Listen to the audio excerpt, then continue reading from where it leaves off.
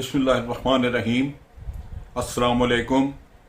आप देख रहे हैं DDP एनालिटिका।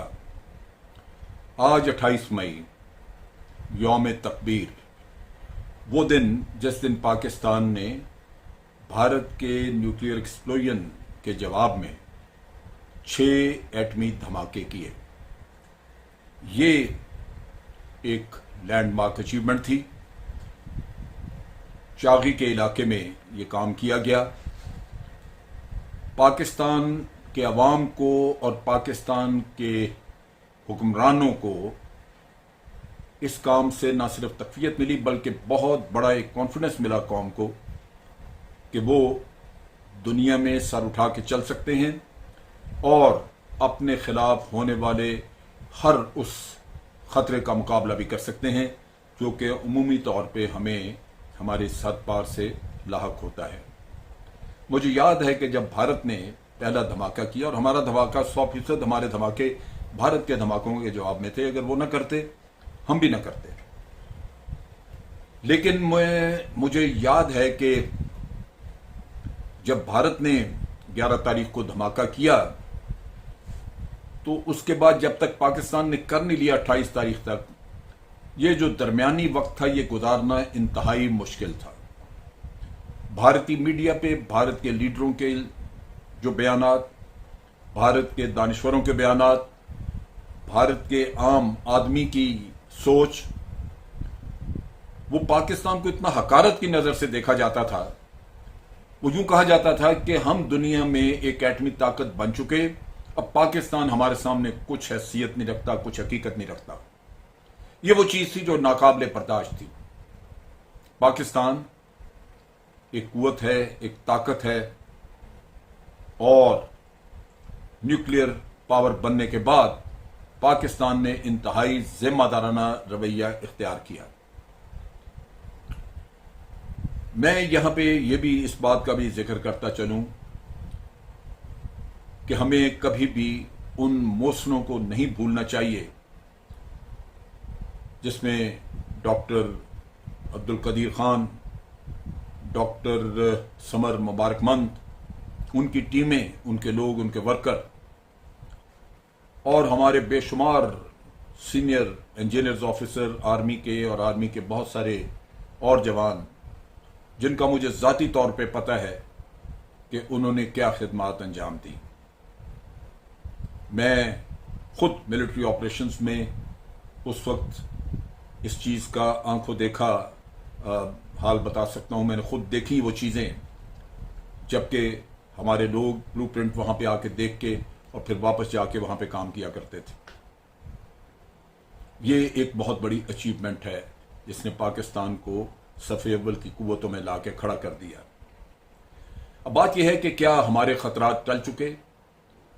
आज भारत जमीन से, हवा से और समंदर से, तीनों जगह से हमला करने की कुव्वत रखता है, वो अहलियत रखता है, और हमें यही एक चीज है जो चलता रखती है कि अगर भारत कहीं रुक जाता है तो हम भी रुक जाएंगे, क्योंकि हमने अपना जो प्रोग्राम है वो एक लिहाज से उसको अपडेट करना या उसको कंपैटिबल करना वो इसीलिए ज़रूरी समझा है कि हम अपनी सरजमीन को होने वाले ख़तरात, जो ख़तरात लाहक हैं, उनका मुकाबला करने के अहल रहें। लिहाजा पाकिस्तान ने भी तीनों जगह पे, तीनों जो ज़राए हैं उनसे रिएक्ट करने की अहलियत हासिल कर ली हुई है।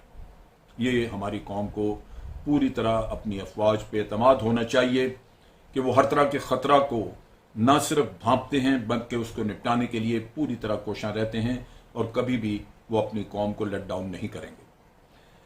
अब ये ख़तरात जैसे जैसे बढ़ रहे हैं, जो तो आपको हमें पता है, लेकिन इनमें सबसे जो अहम ख़तरा जैसे मैं समझता हूँ कि अक़वाम आलम को उधर तवज्जो देनी चाहिए, वो है जो भारत में यूरेनियम की चोरी का एक लगातार सिलसिला जारी है।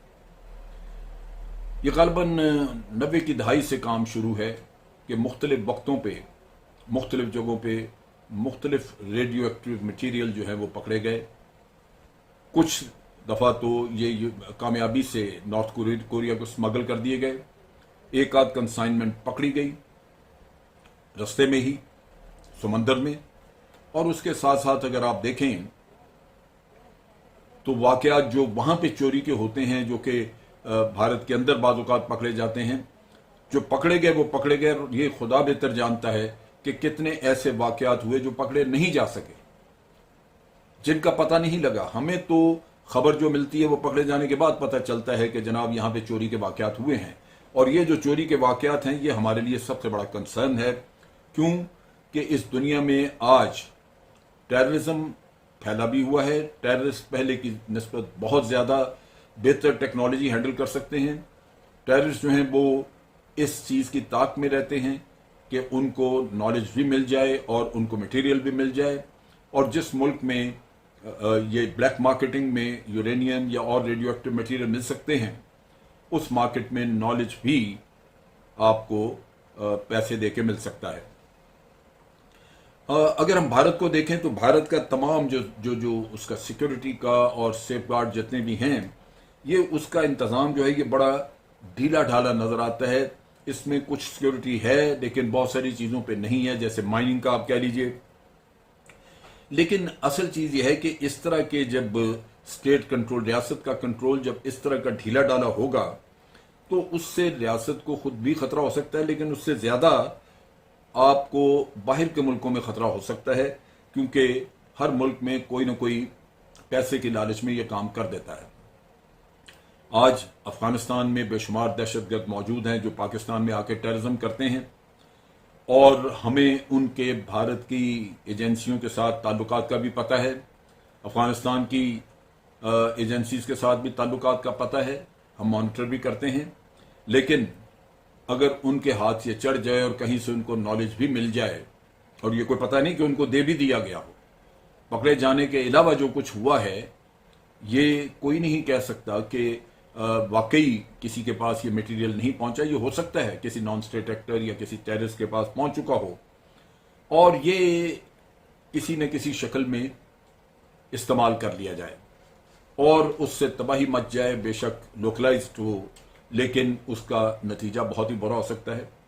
ये चीज़ें जो हैं ये न्यूक्लियर सप्लायर ग्रुप को देखनी चाहिए, समझनी चाहिए, क्योंकि जब मुंह उठा के हर कोई जाके मेंबरशिप मांगता है तो पहले उसका रिकॉर्ड तो देखा जाए कि वो अंदर है क्या, वो किस हद तक ये जो खतरा है इसको फैलाने में उनका हिस्सा क्या है। लिहाजा ये बहुत ज़रूरी है, पाकिस्तान को भी चाहिए कि न्यूक्लियर सप्लायर ग्रुप के जो मेंबर स्टेट्स हैं उनके साथ ये मसला टेकअप किया जाए, क्योंकि ये एक बड़ा रियल टाइम खतरा है आपको। खुद भारत ब्लैक मार्केट में खरीदता रहा है यूरेनियम, और उसके भी शवाहिद हमारे पास मौजूद हैं। लेकिन जो भारत के अंदर हो रहा है वो तो भारत की अपनी जिम्मेदारी है। वो बिल्कुल जाहिर करता है कि रियासत के कंट्रोल बड़े कमज़ोर हैं और रियासत को इन कंट्रोलों को मजबूत करना चाहिए, इनको बड़ा मजबूत करना चाहिए, ताकि इसकी वजह से किसी को खतरा पेश ना आए। और अगर हुआ तो आप देख लीजिए इसकी 100% जिम्मेदारी भारत पे होगी। अब यहां पे एक और भी जो चीज़ है जो जहन में रखने वाली है, पिछले 7 साल से भारत में एक एक्सट्रीमिस्ट गवर्नमेंट मौजूद है।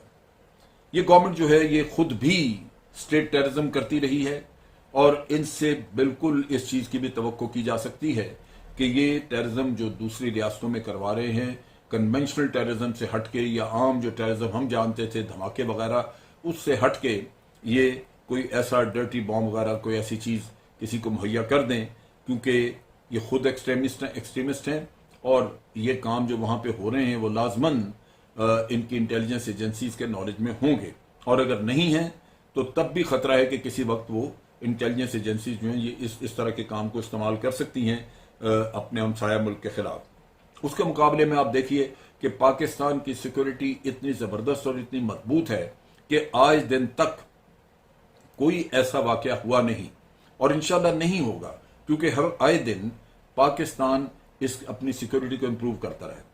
लेकिन उसके मुकाबले में आप देखिए कि इंटरनेशनल कम्युनिटी हमारे ऊपर उंगलियां उठाती रही है कि जनाब यहाँ टेररिस्ट हैं और टेररिस्ट में उनके हाथ लग सकता है।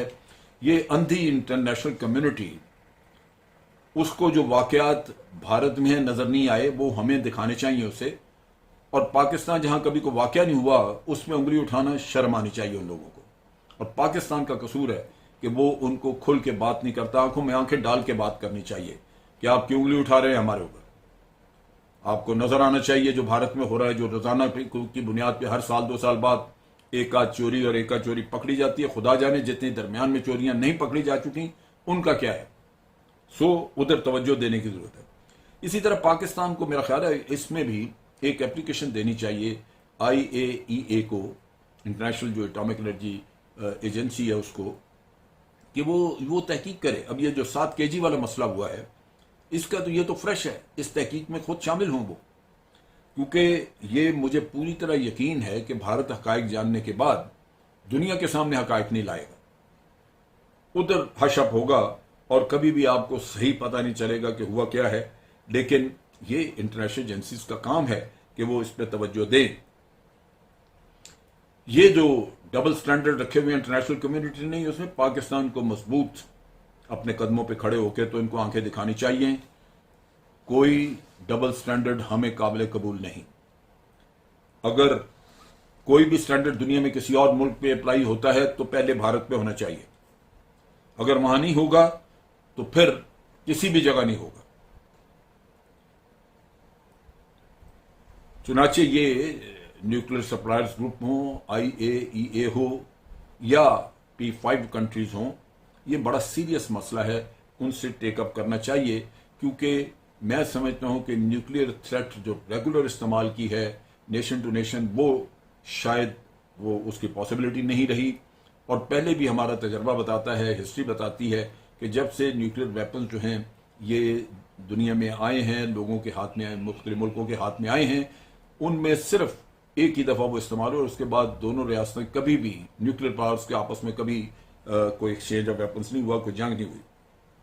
लिहाजा ये बड़ा जरूरी है कि जो इसके अनकन्वेंशनल मेथड्स हैं इस्तेमाल करने के, टेररिस्ट वगैरह के जरिए, उनको रोका जाए। और उसके लिए मैं समझता हूं कि पाकिस्तान की कोशिशें सबसे आगे होनी चाहिए। हमें खदशा है कि यही चीज जो है ये डर्टी बॉम्ब वगैरह बना के या रेडियो एक्टिव मटेरियल स्प्रेड करने का, रेडियोलॉजिकल डिस्पर्सल जो है उसकी जो डस्ट वगैरह की डिवाइस की, वो करके तो कोई तबाही ना फैलाई जाए इन मुल्कों में। लिहाजा पाकिस्तान को इसका खास तौर पे नोटिस लेना चाहिए और हमें इंटरनेशनल कम्युनिटी को अर्ज करना चाहिए, उनको उनके पीछे लगना चाहिए, ये इसको परसू करना चाहिए कि इस केस का जो 7 kg वाला है इसको अच्छी तरह खंगाला जाए और इसके बारे में पूरी तफसील जो है वो पता की जाए, ताकि ये खतरात जो सर पे मंडला रहे हैं वो ना मंडलाएं। पाकिस्तान को इसके लिए भी अपने सेफ गार्ड जो है वो बना के रखने होंगे, टेररिस्ट पे नजर रखनी होगी, इंटेलिजेंस को इंफॉर्मेशन कलेक्शन करनी होगी कि उनके हाथ में कोई मटीरियल न जाए, और भारत के अंदर होने वाली चोरियों पे नजर रखनी होगी, क्योंकि जब भी ये चोरियां होती हैं जो रिपोर्ट हो जाती है वो ठीक जो नहीं हुई उनके बारे में इंफॉर्मेशन लेनी ये इंतहाई जरूरी है, ताकि इस खतरे को जो हमें बढ़ता हुआ नजर आ रहा है उसको निपटाया जा सके। आज के लिए इतना ही। अफवाज पाकिस्तान जिंदाबाद, पाकिस्तान पाइंदाबाद।